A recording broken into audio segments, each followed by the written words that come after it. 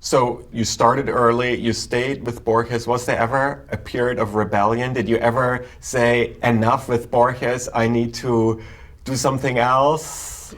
I think I was doing many things on the side, but Yes. there wasn't a period of reflection. Some of my friends in high school were posing as well as leftists rejecting Borges because of his political ideology, and even then I thought that was stupid. Yeah, okay. And I still do. Yeah.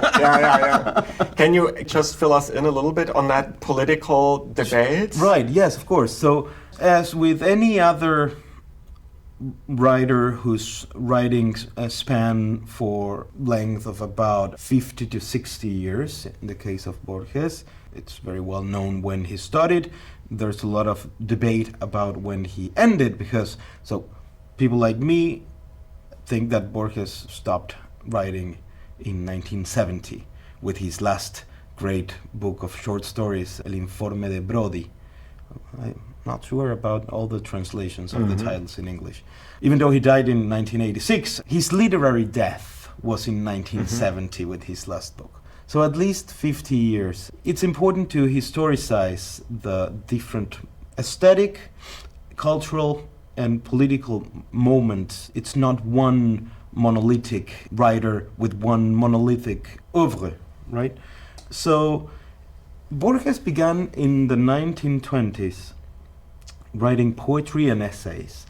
He wrote during the 1920s 3 books of poetry and 3 books of essays. Actually, books that gathered essays that he was publishing in the press and in literary magazines, and basically anywhere and anyone who would take his essays.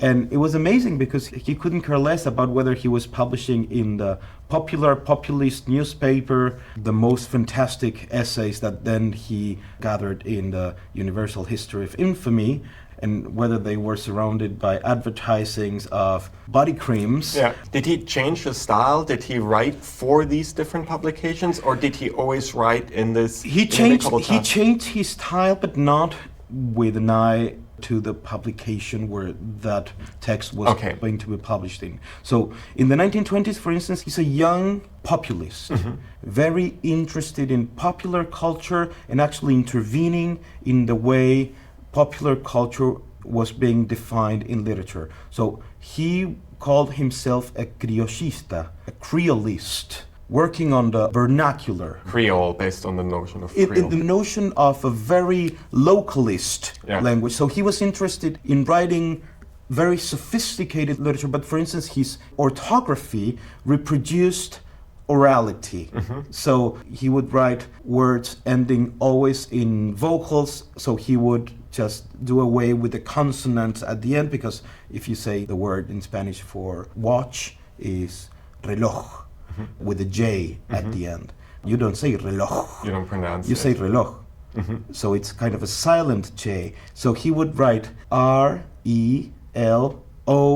with an accent on the O. It's an orthography that reproduces sort of a popular orality. He wrote his poetry and his essays. Both the theme and the language, he was inventing a language to speak about popular culture. And he was very interested in the new popular political movements, the mass democratic parties that were dominating the political scene since 1916. So in 1945, with the ascent of Peronism, with Juan Domingo Perón and his party, and the nationalist, because Borges was never nationalist. He was very interested in local culture, but local didn't mean nation for him. It was the city of Buenos Aires. It was the neighborhood where he had grown up. It was the culture and the materiality of the culture of the gauchos.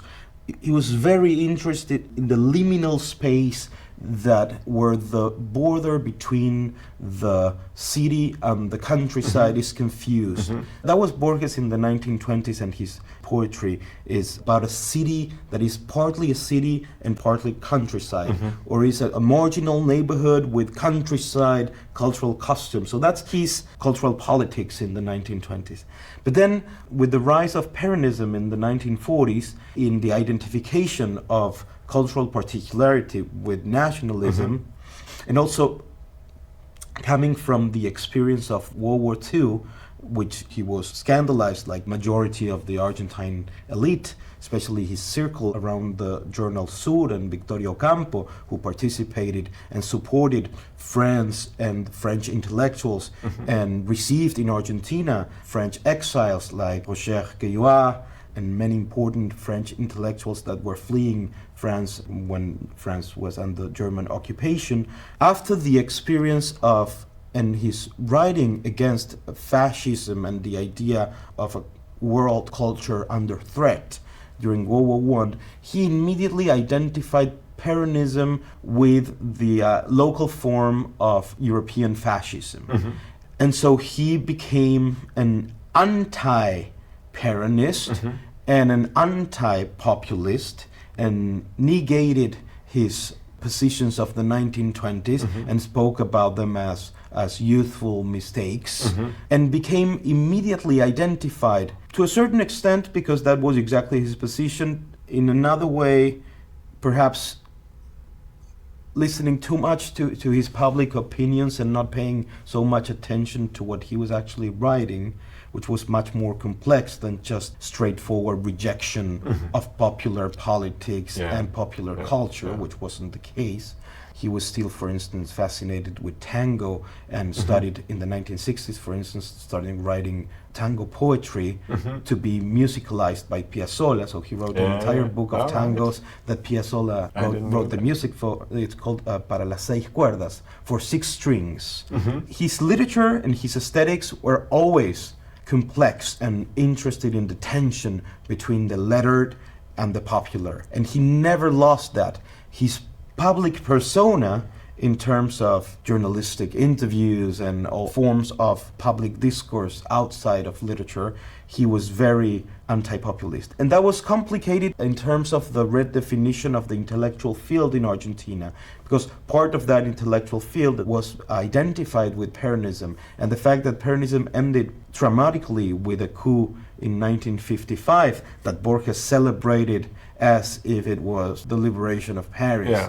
All of a sudden, people who would have been inclined to Leonized him because of his poetics and his literature started rejecting him as a member of the oligarchy who does not understand the politics of redemption of the popular classes.